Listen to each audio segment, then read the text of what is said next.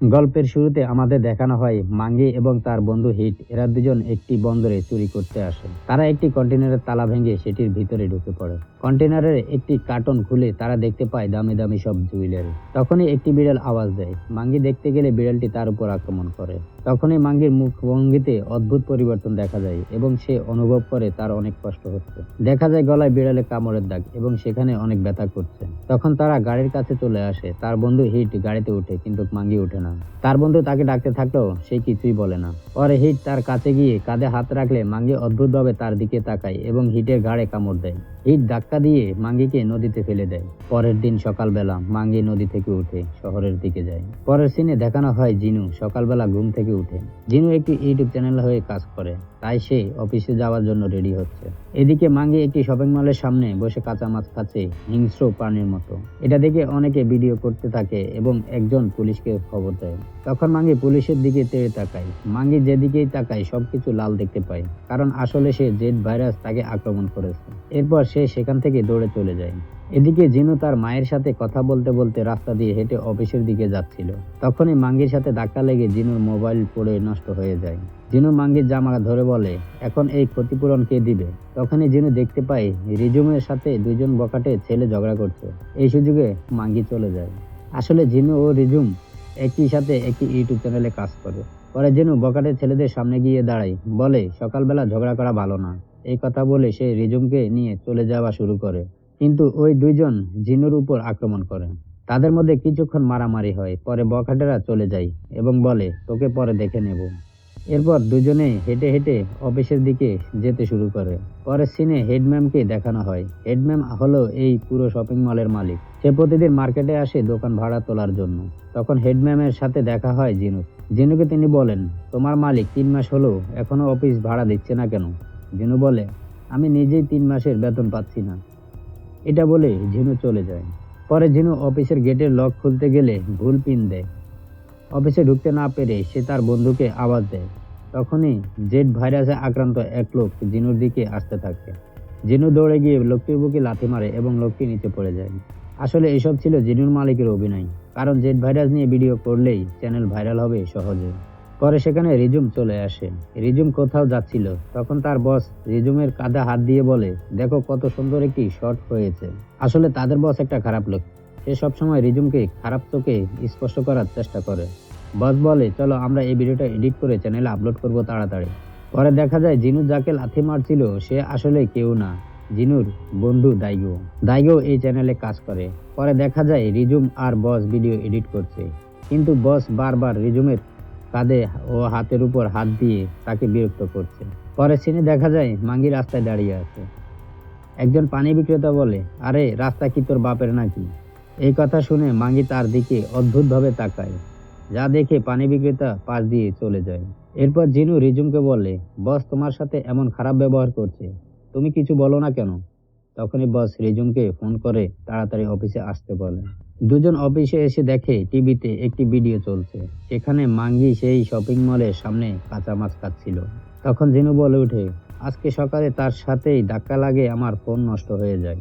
বস বলে, তুমি তাকে খুঁজে বের করো, কারণ এখন সে জেড ভাইরাস আক্রান্ত লোক। যদি তার ভিডিও আমাদের চ্যানেলে আপলোড করি তবে তাড়াতাড়ি চ্যানেল ভাইরাল হবে এবং আমি তোমাদের বেতন দিতে পারবো। পরে পানি বিক্রেতা পানি দিতে এবং বসের কাছ থেকে টাকা নিতে আসে। বস ছিল একদম কিপটে। সে অফিস ভাড়া, বেতন বা পানির টাকা কিছুই দিচ্ছিল না। বস চেয়ারের পিছনে লুকিয়ে থাকে এবং জিনুকে বলে বস অফিসে নেই। কোনোভাবে পানি বিক্রেতাকে বুঝিয়ে পাঠিয়ে দেয় জিনু। পরে মার্কেটের আন্ডারগ্রাউন্ডে যখন পানি বিক্রেতা পানির বোতল গাড়িতে রাখছিল তখন তার কাছে অদ্ভুত কিছু মনে হলো। সে এদিক ওদিক তাকিয়ে কিছুই দেখতে পেল না। কিন্তু গাড়ির দরজা খুলতে মাঙ্গি পিছন থেকে এসে ঘাড়ে কামড় দিয়ে তাকে অজ্ঞান করে দেয়। আসলে মাঙ্গির শরীরে যে ভাইরাসটি আছে তা আক্রমণ করার কিছুক্ষণ পরেই ভয়ঙ্কর হয়ে ওঠে। এরপর মাঙ্গি যখন রক্তমাখা মুখ গাড়ির আয়নায় দেখে তখন সে নিজেই ভয় পেয়ে যায় এবং চিৎকার দিতে থাকে জোরে জোরে। পরে দেখা যায় মার্কেটের মালিক হেডম্যাম দেখছেন মার্কেটের মধ্যে সবাই চিৎকার করছে এবং ছোটাছুটি করছে। তিনি ভয় পেয়ে যান। তিনি দেখলেন একটি অফিসের মধ্যে একজন আরেকজনকে কামড়াচ্ছে। তখন হঠাৎ একটি মেয়ে রক্তমাখা হাতে হেডম্যামের সামনে এসে সাহায্যের জন্য চিৎকার করে। আসলে মাঙ্গি এখানে এসে সবাইকে কামড় দিতে থাকে। এরপরে একজন আরেকজনকে কামড় দিতে থাকে আর ভাইরাস এভাবে ছড়িয়ে পড়তে থাকে। এরপর মাঙ্গি হেডম্যামের একজন গার্ডকে আক্রমণ করে তার ঘাড়ে কামড় দেয়। হেড ম্যাম ওয়াকিটকিতে সাহায্য চান। একজন গার্ড বলে, ম্যাম আমি আসতেছি। হেড ম্যাম বলেন মার্কেটের সব গেট বন্ধ করে দিতে। তখন মাঙ্গি সেই গার্ডের উপর আক্রমণ করে এবং তার হাতে কামড় দেয়। কোনোভাবে তারা মাঙ্গির হাত থেকে নিজেদের রক্ষা করে দূরে চলে আসে। যে গার্ড মার্কেটের গেট বন্ধ করছিল সে দেখতে পেল কয়েকজন মানুষ রক্তমাখা মুখে তার দিকে দৌড়ে আসে। মুহূর্তের মধ্যে তারা গার্ডের উপর আক্রমণ করেন। এখন মার্কেটের প্রায় অনেক লোকে এই জেড ভাইরাসে আক্রান্ত হয়ে গেল, শুধু জিনি, রিজুম, বস ও দাইগো ছাড়া। তারা এখনো এই ব্যাপারে কিছুই জানে না। পরে হেডম্যাম আর আহত সিকিউরিটি গার্ড জিনুদের অফিসের সামনে গিয়ে সাহায্য চায়। জিনু গেট খুলে দেয়। তখন হেডম্যাম দেখতে পেল টিভিতে মাঙ্গির ছবি। এই লোকটি আমাদের মার্কেটে সব মানুষকে আক্রান্ত করছে। হেডম্যাম জিনুর বসকে বলে, তুমি যদি এই লোকটাকে ধরতে পারো তবে তোমার 3 মাসের ভাড়া মাফ করে দেবো আমি। বস এতে রাজি হয়ে যায়, ক্যামেরা নিয়ে বাইরে চলে যায়। এদিকে রিজুম গার্ডকে জিজ্ঞেস করে, তুমি কি ঠিক আছো?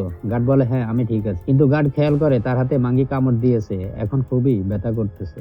সে ভয় পেয়ে যায়। কিছুক্ষণ পর একজন জিম্মু তাদের উপর আক্রমণ করতে আসে এবং তারা অফিসের দরজা বন্ধ করে দেয়। তাদের আওয়াজ শুনে আক্রান্ত সবাই তাদের দিকে তেড়ে দৌড়ে আসতেছে। রিজুম পুলিশকে ফোন দিতে বলে, বস বাধা দেয় এবং বলে সে আগে ভিডিও করতে চায়।